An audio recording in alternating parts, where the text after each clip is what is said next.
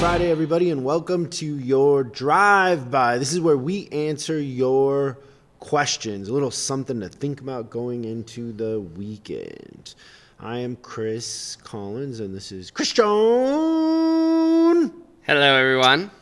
The number, should you have a question, is 8333-ASK-SDR. That's 8333-ASK-SDR.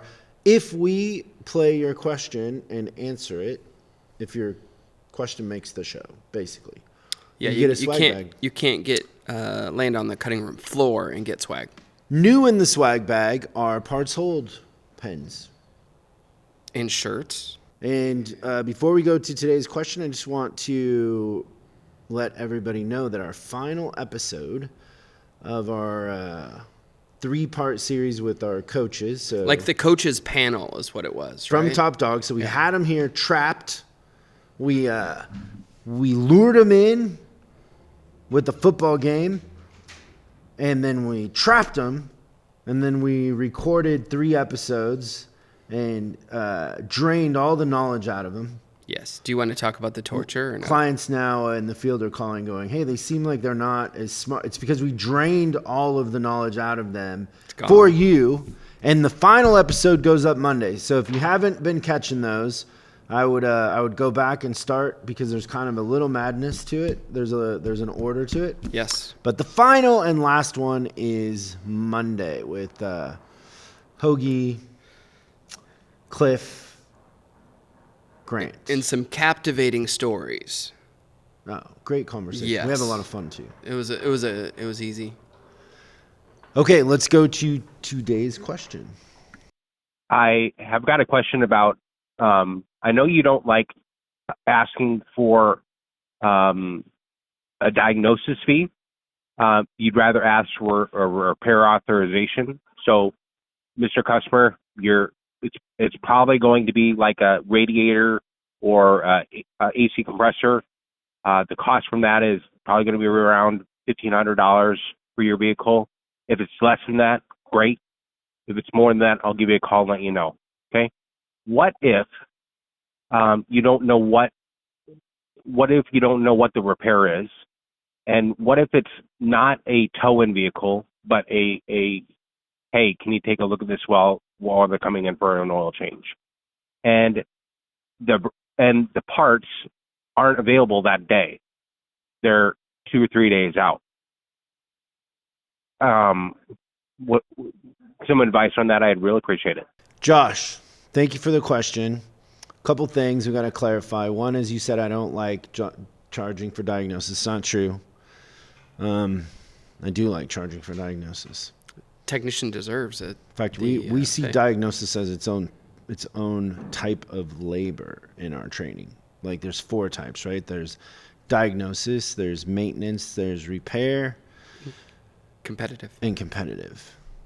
And so, the thing with repair authorization is it's the gift that keeps on giving, because for some reason we have not figured out a way to explain this in a way that doesn't create more questions than answers. Because once you try this, it's so easy. You think like, oh, why didn't I do this the whole time? So when it comes to a repair authorization, it doesn't matter if the car was towed in. It doesn't matter if it fell out of the sky, if it was driven in. None of that really matters. What we're talking about is, we have this weird thing that we do in the industry where, like, we tell customers, like, hey, let me add that to the RO. Customers have no idea what an RO is. They also don't understand the word diag. Yeah, diag. They don't understand when we put on an RO, C&D, could not duplicate. They don't know any of that. That's us. That's the world we live in. But if you think about, like, the average customer, right? Now we tend to think about the extremes. So there is, I wrote service in Seattle. There were a lot of Boeing engineers that knew everything about the cars, but they were still, like, I ran into 2 of those a month, right? So they're less than 10% of the customers really have any sort of technical knowledge, know what technicians do, any of it. Like, most people just don't care. Most people want to get to and from work. That's it. Like, they want their car to start when they go out and they wanted to get them to wherever they're going without thinking about it, without, any sort of disruption to their daily routine. And for the most part, cars are pretty reliable and they take it for granted, right? So we have this thing in our head about diagnosis. We have that in our head. Customers don't.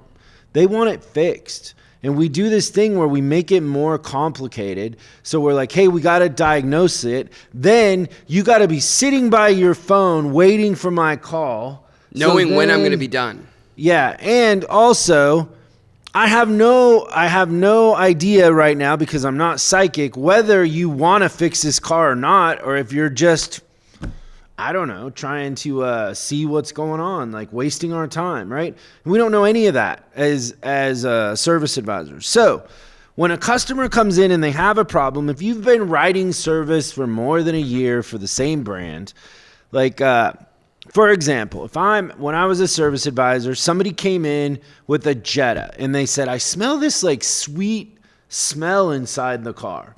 And then I go, is it when the heat is on? And they're like, maybe. I'm like, okay. I know that's the heater core is leaking. There was a recall for it. I mean, it's leaking, right? So now how much of my time and the customer's time do I want to waste right now? None. Okay, well, it's going to be $150 for us to diagnose that. Now, what happens in the customer's mind when you say that? One is they're like, oh, they're going to fix it for $150. That's right. It's not getting fixed for $100. A heater core was like $1,000. It's not getting fixed for $150. We're just confusing people because of our odd, crazy context about we don't see it from the customer's point of view. We see it from our point of view. And that is the worst recipe for having any sort of ongoing relationship with a customer where they see you as the only person they would ever go to. When I tell you that customers would pull in and they saw I wasn't there and they would leave, I'm not joking. I know that because the other advisors told me that constantly. We hate it when you're not here because people pull in, they find out you're not here, and then they leave. Like, because they trusted me because I told them the truth. I didn't confuse them. So customer comes in, if you've been an advisor for more than a year, you have a pretty good idea of the worst case scenario of things. And so this is all you're saying. You're not saying, hey, customer, it could be the heater core. I don't say that right there. I say, okay, I'm going to give myself $1,000 to work with. I kind of have an idea what it might be, but we got to check it out. If it's less, it'll be less. If it's more, I'll give you a call before I do anything. That's it. Anything. Check engine light. What's the worst case scenario for a check engine light on a certain model? That's what I'm quoting. Now, the secondary benefit to this approach is, oh, I don't want to spend $1,000 on the car. I'm trading it in next week.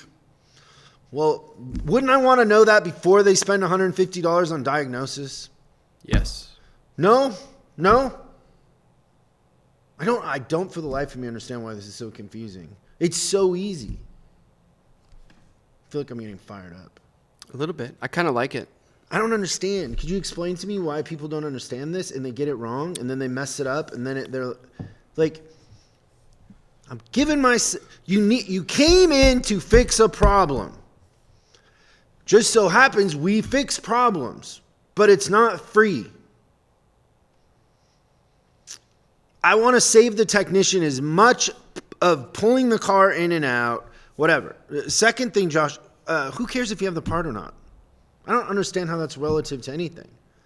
Hey, Christian, we checked it out. It is what kind of I initially thought. I am psychic and I'm an expert on this.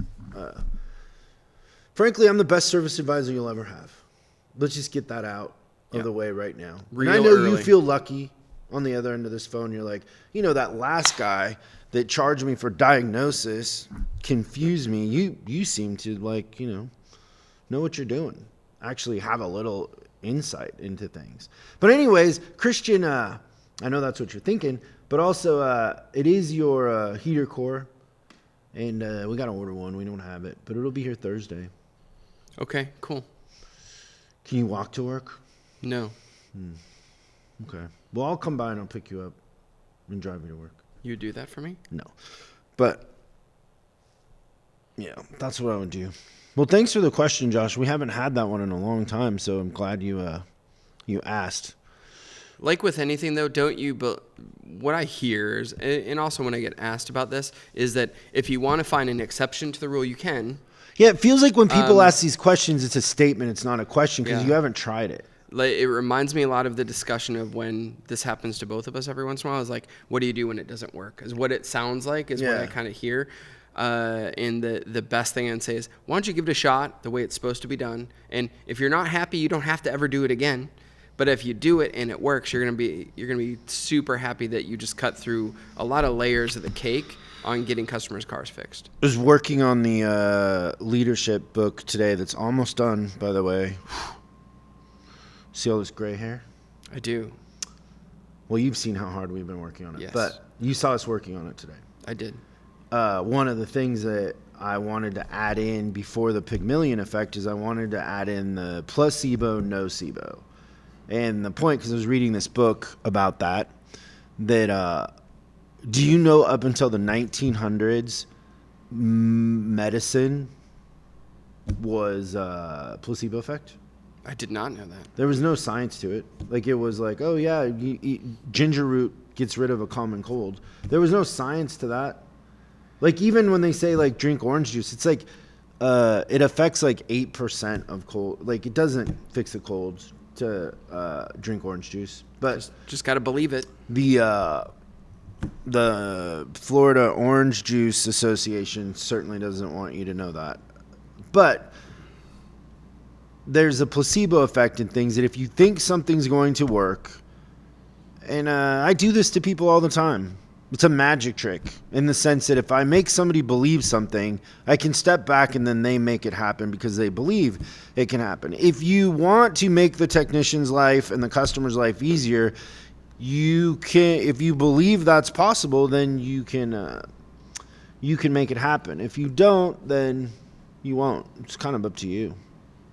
In a sense, it's the placebo. The nocebo is like fatalism, like the opposite. Like, I don't think this will work, and then oddly it doesn't work. Yeah. But the right attitude is placebo effect, no placebo, whatever it is. All you need is just to believe that it's possible. I want placebos. Whatever's going to get me to believe in whatever I need to believe. Yeah, and I could sell you snake oil and it would work. Sell and it. You'd be happy. Yeah. Because we as human, like, there's a bunch of things that go into this, but we need an excuse. We need permission. Basically, that placebo is giving us permission to get well. That's it. That's all it is.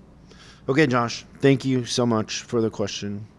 Have a good weekend. Make sure you check out the final episode of the coaches from Top Dog on Monday on the big show. We'll see you next time on Service Drive Revolution. Thanks for watching this week's Drive By. I hope we gave you something to think about over the weekend. We're uploading new stuff every day, so make sure you subscribe and click the bell icon so you don't miss out. If you have a question you'd like us to answer on the show, call 8333-ASK-SDR and we'll answer your question on the show. That's 8333-ASK-SDR. For special deals on our books and training, head over to offers.chriscollinsinc.com. Now that's offers.chriscollinsinc.com. I'm Chris Collins, and I'll see you in the next video.